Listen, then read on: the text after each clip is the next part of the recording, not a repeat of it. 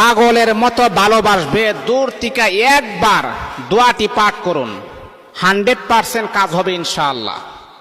মনে রাখতে হবে, এই দোয়াটা যদি আপনি মাত্র একবার যদি আপনি পাঠ করেন, একবার যদি আপনি বিশ্বাসের সাথে, ইয়াকিনের সাথে আল্লাহ পাকের উপরে পরিপূর্ণ তাওয়াক্কুল, পরিপূর্ণ ভরসা নিয়ে যদি এই দোয়াটা মাত্র একবার পড়েন, আল্লাহ পাক রব্বুল আলামিন আপনার মনের আশা কবুল করে নেবেন।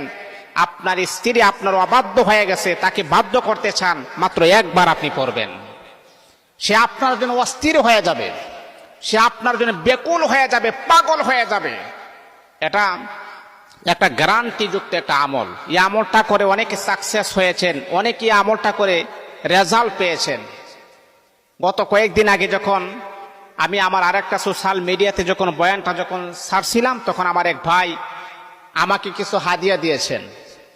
তা আমাকে বলতেছে, শায়েখ আপনার নাম হচ্ছে মুফতি মিজানুর রহমান বিবারিয়া, আপনার একটা আমল পেয়ে আমি অত্যন্ত খুশি হয়েছি, এমনকি আমি রেজাল্ট পেয়েছি, এই জন্য আমি আপনাকে খুশি মনে কিছু হাদিয়া দিতে চাই।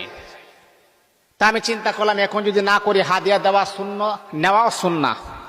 আমি বললাম, ঠিক আছে ভাই, আপনি যেহেতু হাদিয়া দিবেন, আমি তো না করতে পারবো না, আল্লাহ রাসূলের সুন্নাত অস্বীকার হবে, ঠিক আছে দেন।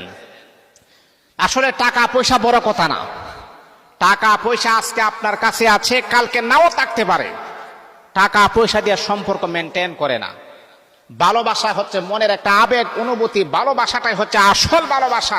এটা টাকা পয়সার কাছে বিক্রি হই না।